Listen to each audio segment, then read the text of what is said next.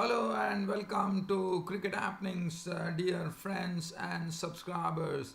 On this part of the cricket show, we'll be discussing about the third one-day internationals. I've always been saying this definitely looks to be ordained, like Pakistan are going to beat Zimbabwe 5-0, and today they've already won the series. And today was sort of a demolition of Zimbabwe as they were bowled out for 67 with a superb spell from Fahim Ashraf, who picked up his maiden 5 wicket haul in ODIs. They were totally blown away by the Pakistani bowlers, especially Fahim Ashraf, as they took 5 for 22 and they were all out for just 67 runs. And Pakistan batsmen Fakhar Zaman and Babar Azam just blew it away. Blew it away in the sense they just smoked 69 runs in 9.5 overs to complete the victory in the power play itself. So definitely, as I said, Zimbabwe with a very very crippled side, looking absolutely no match for this red hot Pakistan cricket team. So I will have a look at that. And also, as you know, after the T20, after the ODI series was won by England, now the focus will be shifting on to the very riveting Test series that is going to happen between India and England in the month of August, and India have named an 18-member squad, which I'll be talking about. But I have to say one thing, that this Test series, which should have been really riveting, no doubt about it, if India's two main bowlers, one is Jasprit Bumrah, who's already missed the T20 in the ODI series, and now he's also going to miss the first 3 Test matches of the series. And now there's another casualty as well. Bhuvaneshwar Kumar has flown back to India for operation, and so he is also a doubtful starter for the first 3 Tests, and that really robs away a lot of color from this India-England Test clashes which are going to happen. So I'm prompted to say that with Bumrah and Bhuvaneshwar Kumar not in the mix, the Indian team, the Indian bowling resources are looking a bit weak here. Well, I will come back to that. But first, let's get on with the game between Pakistan and Zimbabwe. So Zimbabwe batted first, and it was something that it was very sad that Zimbabwe had absolutely no answer. This match was played at Bulawayo, and if you look at the card there, the highest scorer was Chamu Chibaba, who made 16 runs of 28 deliveries, which included 2 boundaries. And the other 2 persons to actually reach double figures was Hamilton Masakadze, the captain, 10 of 20 deliveries with 1 4, and his brother Wellington Masakadze not out on 10 of 32 balls with 1 boundary. Other than that, it represented a phone number. Masabori out for 1. Usman Khan provided the breakthrough. Chibaba, as I said, made 16. Was the highest scorer. It was LBW bowled Fahim Ashraf for 16. Masakadze was caught. Yasir Shah bowled Junaid Khan. Junaid Khan, coming into the team, definitely showed his wares as well. He was gone for 10. Musakanda was out for not of 4 deliveries. Peter Moore was out for 1. And this was Fahim Ashraf who was doing the cleaning up act. And Fahim Ashraf's, he was really bowling with lots of pace. He was sticking to a good line, and the batsman kept on making mistakes. Peter Moore, and he bowled some good Yorkers as well. So Peter Moore was out for 1, Ryan Murray for 8, Chigumbra for 9, Chisora for 0, 4 to Musrabani, Nagarwa 1, and the Zimbabwean team was totally blown away by the Pakistan bowling attack, and they were bowled out for 67 in 25.1 overs. So if you look at the run rate, it was just 2.66. Junaid Khan, coming back into Pakistan cricket after quite a long time, did a good job. 5 overs, 1 maiden, 2 for 7. Usman Khan, 4 overs, 1 for 19. Fahim Ashraf, 8.1 overs, 2 maidens, 22 runs and 5 wickets. His maiden 5 wicket haul in ODIs. Yasir Shah 7 overs 2 maidens 1 for 10. Shadab Khan 1 over. So it is a very very strong bowling attack, and definitely, as I said, the Zimbabwean team is absolutely no match for the Red Hot Pakistan team. Pakistan in the chase, they definitely lost Imamul Haq for naught, caught Murray behind the wicket of the bowling of Muzrabani for naught. But Fakhar Zaman, as you know, he's another one who is in red hot form. He just cracked 43 unbeaten runs of 24 deliveries, which included 8 fours in that. Babar Azam was not over 19 of 34, 3 boundaries. Game over. Pakistan had won the match by 9 wickets, and the game was over, and Pakistan had thus sealed the series. It's a 5-match series, and Pakistan have already won the series. And as I said, there were only 2 bowlers used. Muzrabani's 5 overs got cracked for 43 runs with 1 wicket. Nagarwa 4.5 overs, no maiden, none for 26. Game was over. Masawari was making his ODI debut, the opener, but he was dismissed by Usman Khan. And the man of the match was Fahim Ashraf for his maiden 5-wicket haul in ODIs. As I said, one really feels sorry for the Zimbabwean team. One was thinking that the Zimbabwean team was really developing into a good unit with Kyle Jarvis, Brendan Taylor back, and a lot of other players, Graham Creamer, and suddenly the Zimbabwean team, to me, is looking very, very weak right now, without all those experienced players who are not there. And added to that, they lost Kyle Jarvis, they lost Malcolm Waller, and well, I can only say I feel very sorry for the Zimbabwean cricket team, that they are not at full strength at all.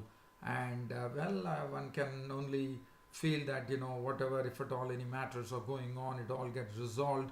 And I would like to see the Zimbabwean team at absolute full strength.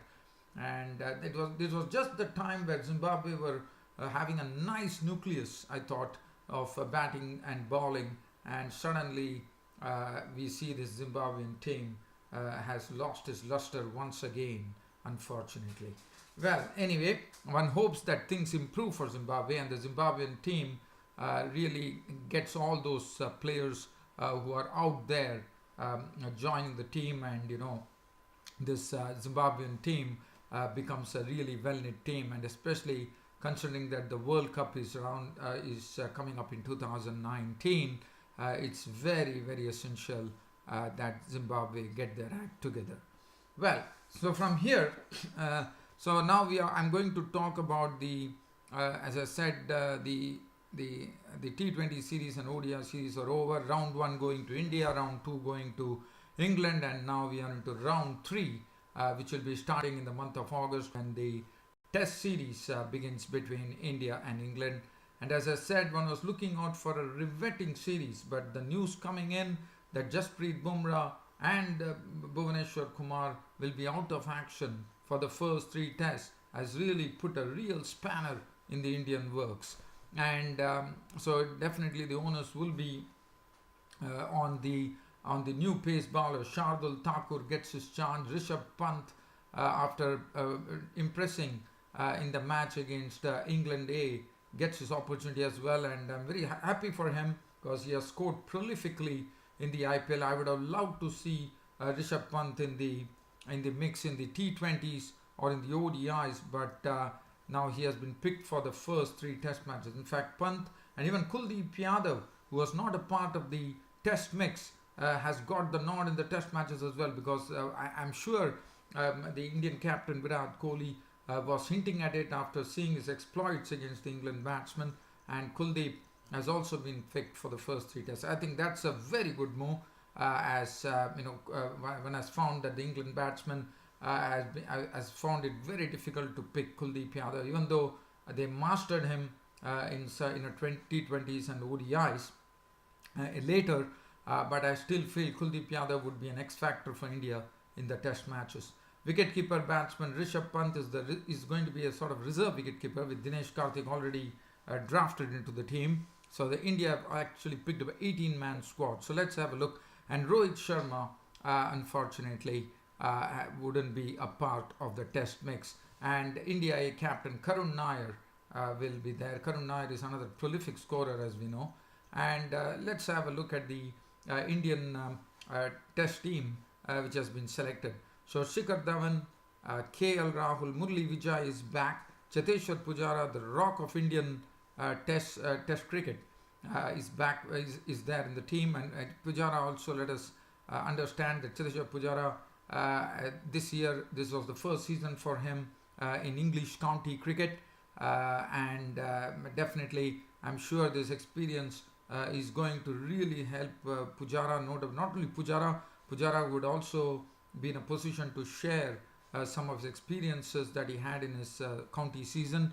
And Cheteshwar Pujara, one would hope that would be the one who would have good knowledge of the English conditions after playing there recently.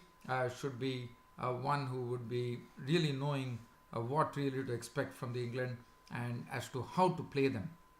Virat Kohli would captain the side. Ajinkya Rahane would be the vice captain. Karun Nair, as you know, is a prolific scorer. Karun Nair. Dinesh Karthik is the front line wicket keeper. So Rishabh Pant would be the reserve wicket keeper for India.